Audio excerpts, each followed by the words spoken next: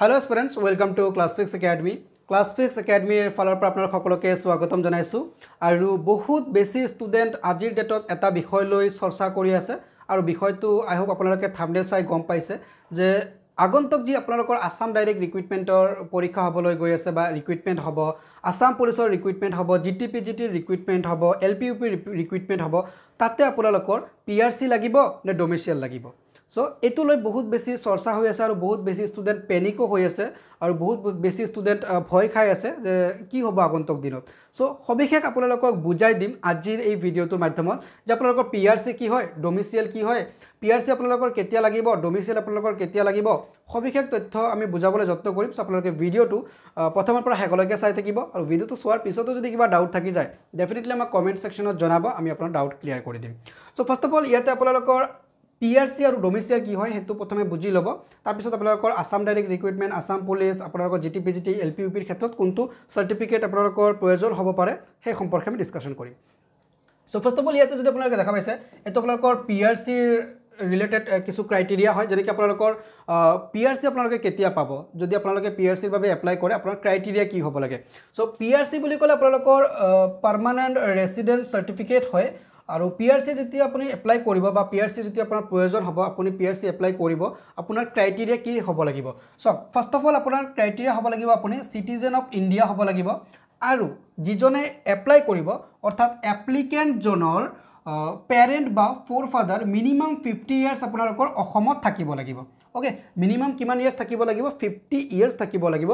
আৰু এপ্লিকেন্ট জন মিনিমাম আপোনালোকৰ 20 ইয়াৰ্স অসমত থাকিব লাগিব তেতিয়া আপোনালোকে PRC to pabo okay aru domicile ki hoy domicile aru PRC apnalokor exactly same nohoy jodio quite similar hoy so domicile teneko apnalokor ki bujay individual okay individual or proof mane bujay janeke proof that the individual is resident of Assam state eta sok PRC er khetrot apnalokor forefather আপোনালোকৰ অসমত থকাটো বাধ্যতামূলক কিন্তু ডোমিচিয়েলৰ ক্ষেত্ৰত এইটো আপোনালোকৰ নাই so PRC আৰু ডোমিচিয়েলৰ ক্ষেত্ৰত ডোমিচিয়েলটো অলপ ফ্লেক্সিবল হয় PRC টো অলপ ৰিজিড হয় ওকে সো এতিয়া আপোনালোকৰ যি আপকামিং আসাম ডাইৰেক্ট ৰিক্ৰুটমেন্ট এক্সামৰ ৰিক্ৰুটমেন্ট হ'ব বা আসাম ডাইৰেক্ট ৰিক্ৰুটমেন্ট যিটো আপোনালোকৰ হ'ব তাৰ পিছত আপোনালোকৰ যি আসাম পুলিচৰ ৰিক্ৰুটমেন্ট হ'ব যি আপোনালোকৰ GT এণ্ড PGT টেটৰ ৰিক্ৰুটমেন্ট হ'ব LP এণ্ড UP টেটৰ যি ৰিক্ৰুটমেন্ট হ'ব So, এই ৰিক্ৰুটমেন্ট বৰত আপোনালোকৰ PRC লাগিব নে ডোমিচিয়েল লাগিব এটো হৈছে প্ৰশ্ন চাওক আজিৰ ডেটত আপোনালোকৰ PRC লৈ চৰ্চা হোৱা নাই চৰ্চা হৈছে আপোনালোকৰ ডোমিচিয়েল লৈ আৰু মাননীয় মুখ্যমন্ত্ৰী ডাঙৰীয়াই ডোমিচিয়েলৰ ক্ষেত্ৰত এটা আপডেট আনিব বুলি কৈছে সো যদি আপোনালোকৰ PRC বা ডোমিচিয়েল লাগে তেনে ক্ষেত্ৰত আপোনালোকৰ মোস্ট প্ৰবাবলি আপোনালোকৰ ডোমিচিয়েলটো লাগিব which is flexible আপোনালোকৰ ইমান ৰিজিড নহয় সো তেনে ক্ষেত্ৰত আপোনালোকে কিন্তু পেনিক হ'ব নালাগে মানে যিসকল এসপিৰেন্সে পেনিক হৈ আছে যে PRC লাগিব নেকি 50 ইয়াৰ্সৰ মিনিমাম থাকিব লাগিব নেকি ফৰফাদাৰ বা পেৰেন্টছে অসমত সো এই ক্ৰাইটেৰিয়াটো লৈ বহুত বেছি পেনিক হৈ আছে সো এসপিৰেন্স সকলে পেনিক হ'ব নালাগে আপোনালোকৰ মোস্ট প্ৰবাবলি ডোমিচিয়েল যদি মানে ইন্ট্ৰোডিউস কৰে তেন্তে ডোমিচিয়েল ইন্ট্ৰোডিউস কৰিব আৰু ডোমিচিয়েল ইন্ট্ৰোডিউস কৰিলে আপোনালোকে ইজিলি ডোমিচিয়েলটো পাই যাব এতিয়া চাওক ডোমিচিয়েল ইন্ট্ৰোডিউস কৰাৰ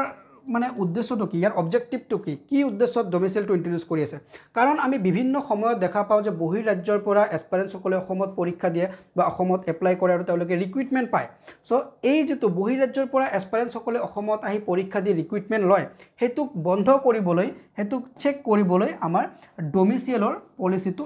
ইন্ট্ৰোডিউস কৰা হ'ব আৰু এই ডোমিচিয়েল পলিচিটো ইন্ট্ৰোডিউস কৰিলে আপোনালোকে পেনিক হ'ব নালাগে ভয় খাব নালাগে কাৰণ আপোনালোকৰ ভালৰ বাবে এইটো ইন্ট্ৰোডিউস কৰা হ'ব কাৰণ ডোমিচিয়েলৰ যেটো পলিচি ইন্ট্ৰোডিউস হৈ যাব তেতিয়া আপোনালোকৰ বহিৰ ৰাজ্যৰ পৰা যিসকল এসপিৰেন্সে আপোনালোকৰ এপ্লাই কৰাৰ পিছত ৰিক্ৰুটমেন্ট হয় আৰু সেই ৰিক্ৰুটমেন্ট আপোনালোকৰ বন্ধ হৈ যাব আৰু তেওঁলোকে আপোনালোকৰ এপ্লাই কৰিব নোৱাৰিব বা এপ্লাই কৰাৰ পিছত ৰিক্ৰুটমেন্ট পালে তেওঁলোকৰ জয়নিংও নহব সো তেনে ক্ষেত্ৰত যদি অসম চৰকাৰৰ ফালৰ পৰা এইটো ইন্ট্ৰোডিউস কৰা হয় সো আপোনালোকে পেনিক নহব আপোনালোকৰ যথেষ্টখিনি ইয়াৰ পৰা ভাল হ'ব ওকে সো এয়া আছিল সবিশেষ তথ্য আই হোপ আপোনালোকৰ ক্লিয়াৰ হৈছে এতিয়া মুঠৰ ওপৰত কথাটো হ'ল যে বহুত এসপিৰেন্সে আমাক খুদিছে যে স্যাৰ আমি এতিয়া ডোমিচিয়েল এপ্লাই কৰিম নেকি এতিয়া PRC এপ্লাই কৰিম নেকি নহয় এতিয়া আপোনালোকে এপ্লাই কৰিব নালাগে আপোনালোকৰ আসাম ডাইৰেক্ট ৰিক্ৰুটমেন্টৰ এক্সাম আছে সন্মুখত আপোনালোকৰ সেপ্টেম্বৰৰ অক্টোবৰত পৰীক্ষা হ'ব গ্ৰেড 3 গ্ৰেড 4 ৰ সো গতিকে আপোনালোকে এইটো সময়ত পেনিক নোহোৱাকৈ আপোনালোকে কেৱল প্ৰিপাৰেচনৰ ওপৰত গুৰুত্ব দিয়ক আপোনালোকে পঢ়ক ভালকে ঠিক আছে সো আপোনালোকে আসাম ডাইৰেক্ট ৰিক্ৰুটমেণ্টৰ বাবে যদি পঢ়ি আছে ধুনীয়াকৈ পঢ়ক আপোনালোকৰ আসাম পুলিচৰ ফিজিকেল হ'ব তাৰ পিছত ৰিটেন হ'ব সো ফিজিকেল ৰিটেন দুটাৰ বাবে খুব ধুনীয়াকৈ পঢ়ক আপোনালোকে জিটিপিজিটিৰ বাবে পঢ়ক আৰু আপোনালোকে এলপিইউপি টেটৰ অনলাইন এপ্লিকেশ্যনটো অলৰেডি সাবমিট কৰিছে আপোনালোকৰ মেৰিট লিষ্টটো খুব সম্ভৱ সোনকালে আহিব সো আপোনালোকে ধৈৰ্য সহকাৰে ৱেইট কৰি থাকক সো যি কি নহওক মুঠৰ ওপৰত ভিডিঅ'টোৰ কনক্লুজন এইটোৱে যে আপোনালোকৰ পিআৰচি আৰু ডমিচিয়েল বুজি পালে সো মোষ্ট প্ৰবলি আপোনালোকৰ যদি ডমিচিয়েল আহে তেনে ক্ষেত্ৰত আপোনালোকৰ ফ্লেক্সিবল হ'ব আপোনালোকে ইজিলি পাই যাব সো পেনিক নহ'ব ধৈৰ্য ৰাখক আৰু আপোনালোকে প্ৰিপাৰেশ্যন ভালকৈ কৰক আপোনালোকে সিলেকশ্যন পালে তাৰ পিছতে ডমিচিয়েলৰ ফেক্টৰটো আহিব সো ফাৰ্ষ্ট অফ অল আপোনালোকে সিলেকশ্যনৰ লৈ চিন্তা কৰক তাৰ পিছত ডমিচিয়েলটো লৈ চিন্তা কৰিব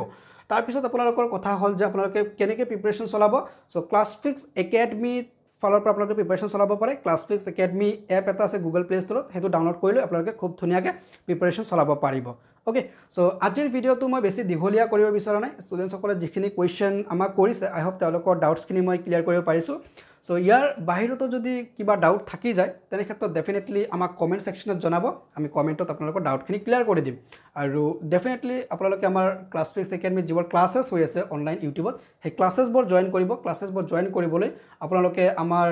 যেটো ক্লাছফিক্স একাডেমি চেনেল আছে ইউটিউব চেনেল সেইটো সাবস্ক্ৰাইব কৰি বেল আইকন প্ৰেছ কৰি ৰাখিব আৰু বেল আইকন প্ৰেছ কৰিলে আপোনালোকে নটিফিকেশ্যনবোৰ পাব বাৰু আৰু কিছু ষ্টুডেণ্টে আমাক কমেণ্ট কৰে স্যাৰ আপোনালোকৰ চেনেলটো সাবস্ক্ৰাইব কৰিছে কিন্তু নটিফিকেশ্যন নাপাওঁ সো নটিফিকেশ্যন কেৱল বেল আইকন প্ৰেছ কৰিলেহে পাব তো যি কি নহওক ভিডিঅ'ৰ কনক্লুশ্যনটো এইটোৱে আছিলে সো আই হোপ আপোনালোকৰ ডাউট ক্লিয়াৰ হৈছে ভিডিঅ'টো ইমানতে সমাপ্ত কৰিছোঁ থ্যাংকস ফৰ ৱাচিং Classfix Academy see you in the next video'